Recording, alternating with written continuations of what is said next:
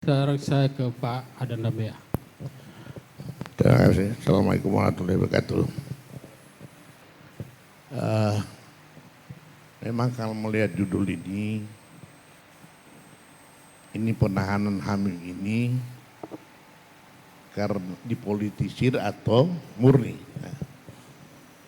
Yang pertama ingin saya sampaikan bahwa resiko seorang politisi itu penjara.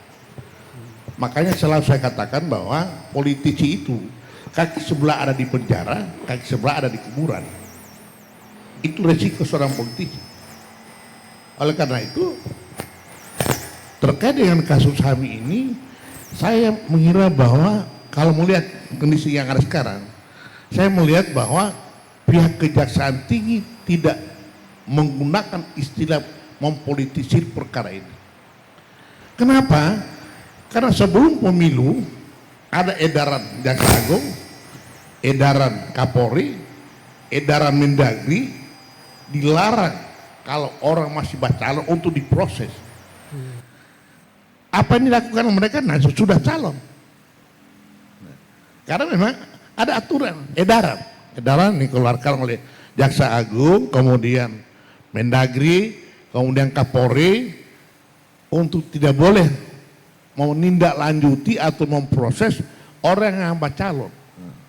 Dan ini sudah lewat. Oleh karena itu, kalau saya menganggap bahwa apa yang dilakukan oleh Kejaksaan Tinggi ini memang murni untuk penegakan hukum. Ya. Murni.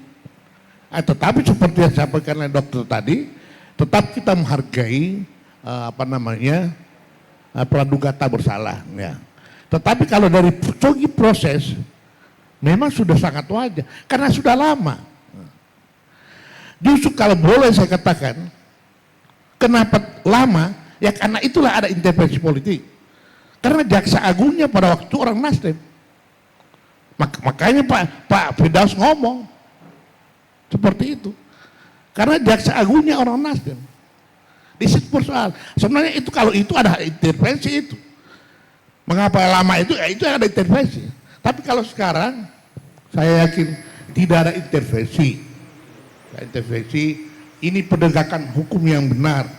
Tetapi saya berapa hari lalu sudah bikin pernyataan menghimbau kejaksaan, tetapi jangan hanya berakhir pada Hamim.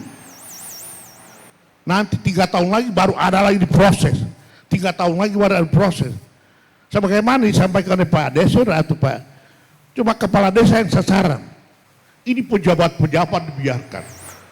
Apalagi ini dana pen, Dana pen ini sangat merugikan dan ini bantuan dan dibayar oleh rakyat. Justru ada potensi hukum tetapi dibiarkan oleh aparat penegak hukum, dan saya sudah bicara.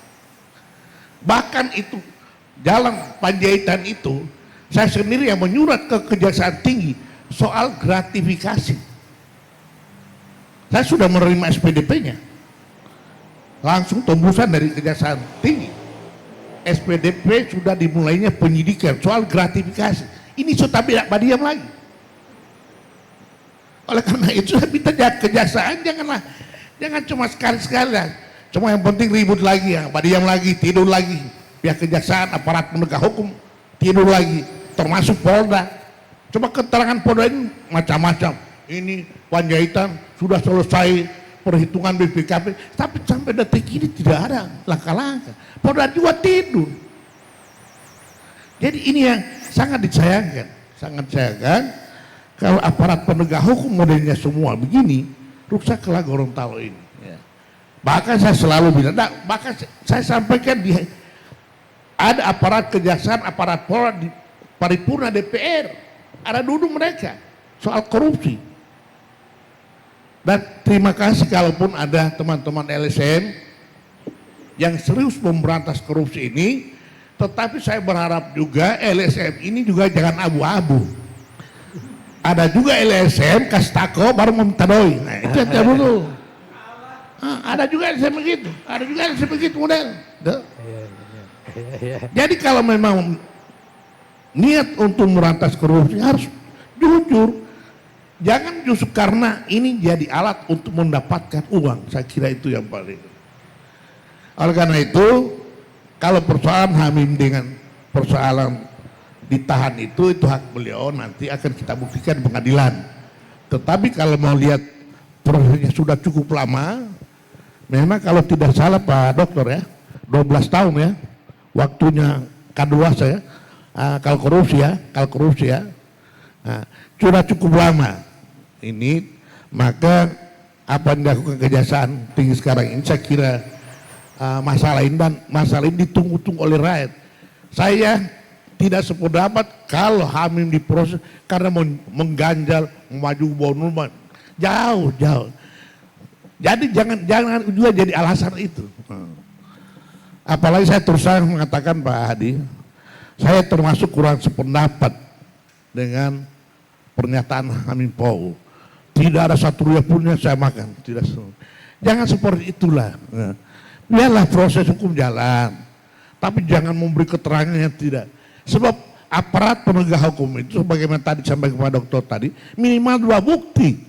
Tidak seenak itu menahan orang. Minimal 2 bukti. Ya. Oleh karena itu, kalaupun tentu sebagai teman ya kita juga prihatinnya, ya prihatin atas kejadian itu.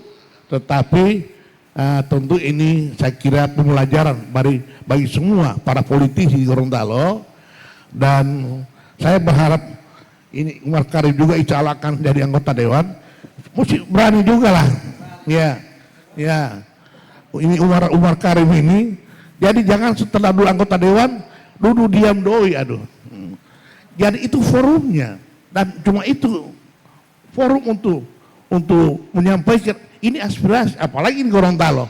Kita semua tahu bahwa Gorontalo ini besar termiskin. Kenapa?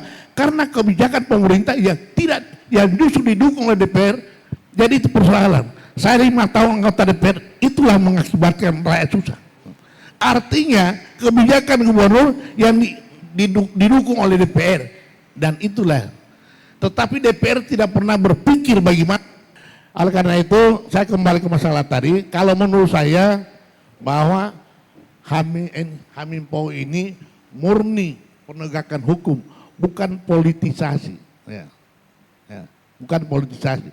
Justru kalau mau dikaitkan dengan itu, lamanya proses hukumnya, disitulah politisasi, karena jaksa agungnya orang Nasdem, gitu. Makanya Pak Firdaus ngomong, karena Firdaus takut. Karena jaksa agungnya Nasdem, mesti membela. Ini ketua Nasdem. Nah, itulah politisasi. Kalau saya menganggap itu ya politisasi. Kira-kira itu Pak Hadi. Dan sekaligus saya minta maaf. Kebetulan saya ini malam ada satu kafe yang saya mau kunjungi. Katanya ada CCTV di situ. Ya. Dan di situ itu ada pertemuan hakim dengan terdakwa di situ. Ada pertemuan hakim dengan terdakwa. Malam ini saya melihat CCTV itu. Nah, kalau benar ada itu CCTV itu. Karena ya pokoknya nanti ikuti di media. Kira-kira demikian. Bapak dan Ibu kira-kira demikian. Belum, jangan dulu sekarang. Ikut saya di media. Kira-kira demikian. Terima kasih. Assalamualaikum warahmatullahi wabarakatuh. Sekalian minal aidin wal faizin. Maaf lahir dan batin.